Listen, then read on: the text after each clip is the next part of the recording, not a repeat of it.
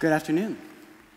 So I've spent the majority of my career as an educator. I taught for 6 years in various levels, various locations, teaching various subjects, and it's something I'm really passionate about, as Ben said. It's something I care a lot about, and it's something I think can have huge impact on the world. So about 2 years ago, I picked up roots and moved to Cambodia to kind of try to impact education there.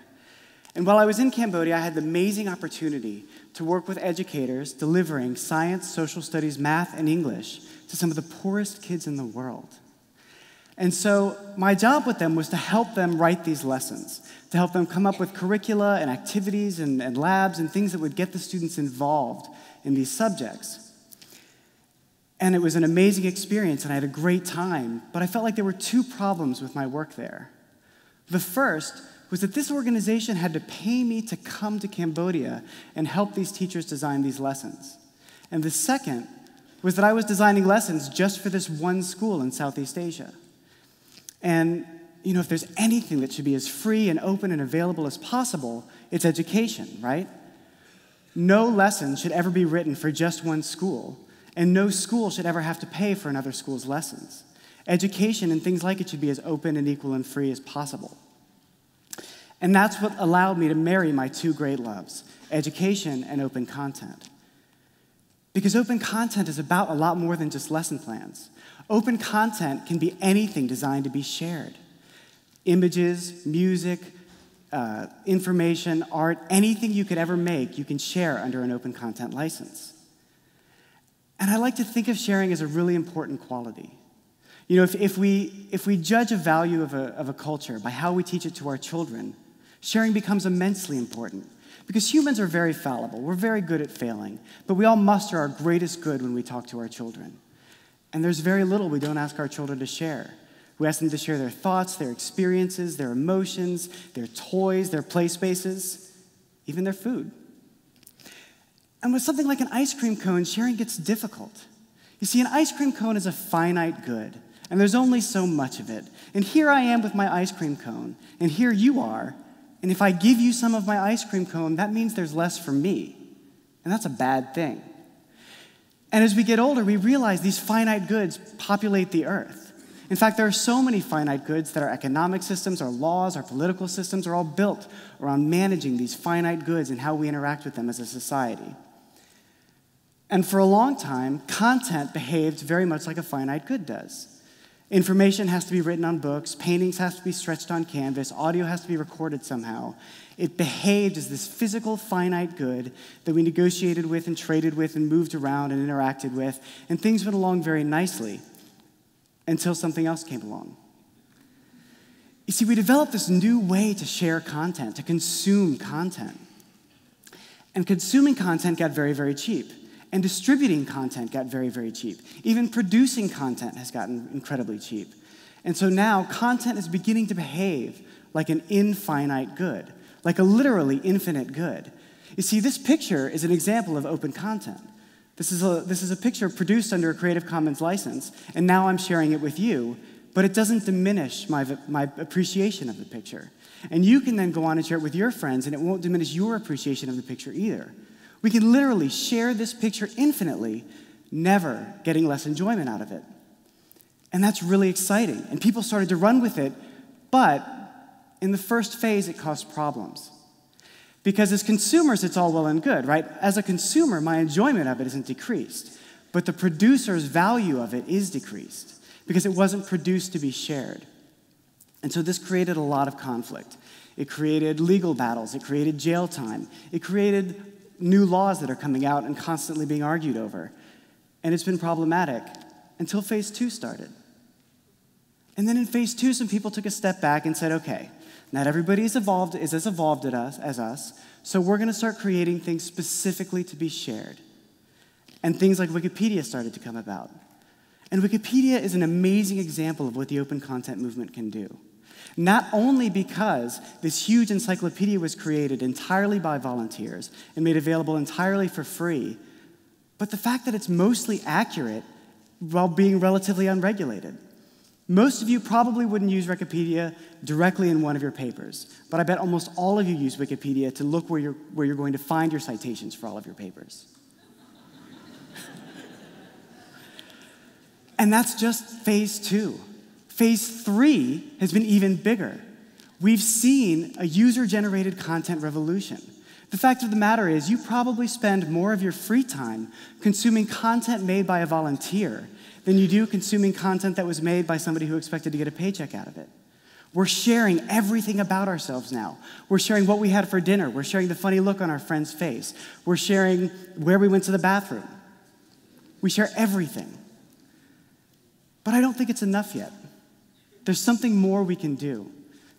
Because right now we're sharing small things just because we can.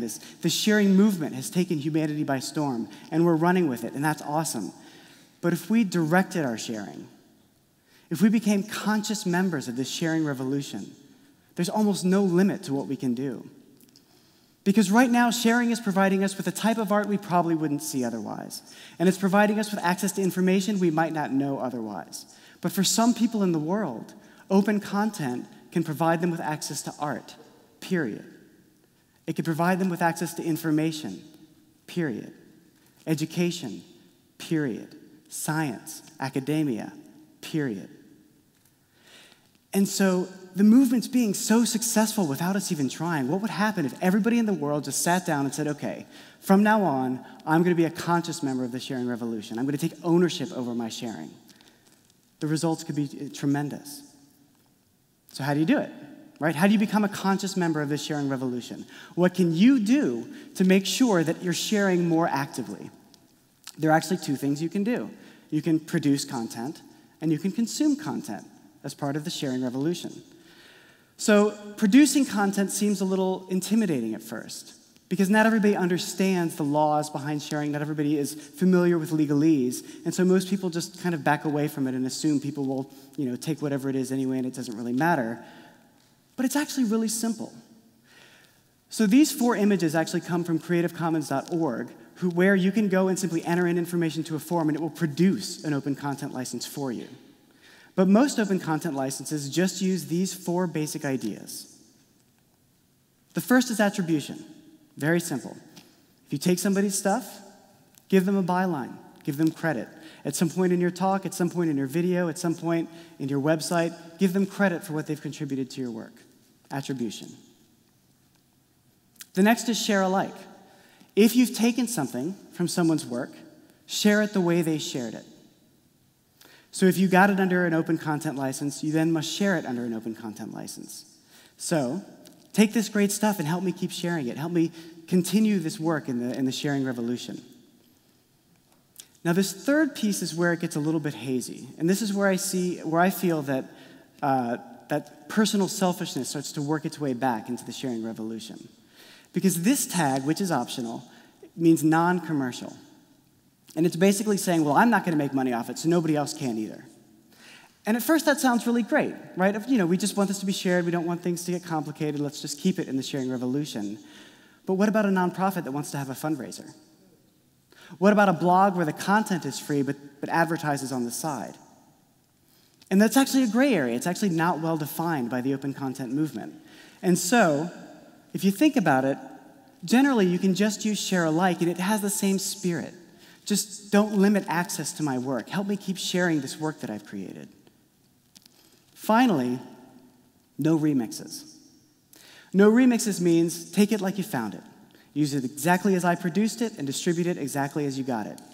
And this can be good. It's functional under some routes. But one of the most exciting things about the open content revolution is this opportunity for global collaboration. A picture you take could end up in a textbook in India. A recipe you write could end up in a recipe book in China. You're constantly engaging in this international global community of collaboration unless you put this mark on your work. So, this is the license I usually use. It's the license my organization uses. It's the license I recommend.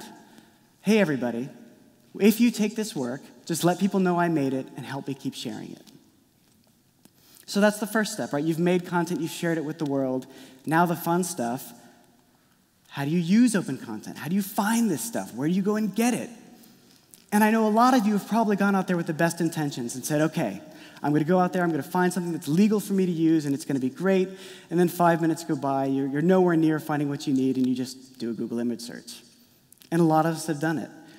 But if you follow a few simple rules, you can find these things more regularly, and you can become a conscious member of the sharing revolution, and you can give it the momentum it needs to really take the world by storm. So when you search for open content, search conceptually.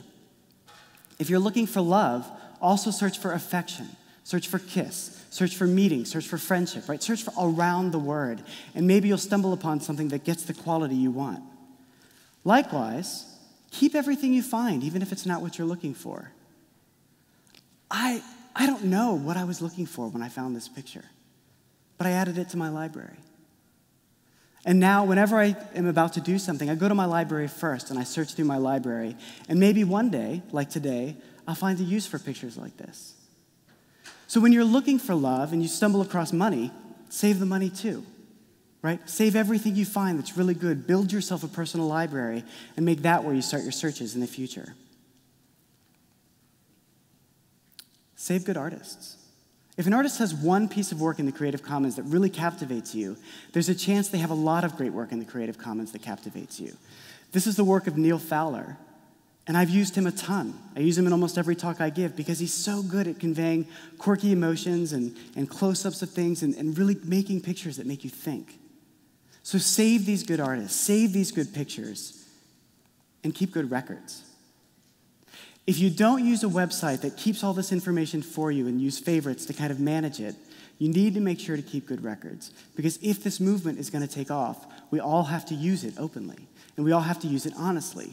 And if you saved a picture 6 months ago on your hard drive, but you didn't write down who made it, you can't fulfill that attribution part of the license. So take good notes, build your libraries, remember good artists, and do open searches. And finally, the most important part of my talk, I think, I couldn't have given this talk without these artists. And I encourage you to go check out every single one of them. If you need more information, more specifics, how-tos to look at exact websites, you can go to openequalfree.org/guide. I encourage you to check it out. Thank you so much.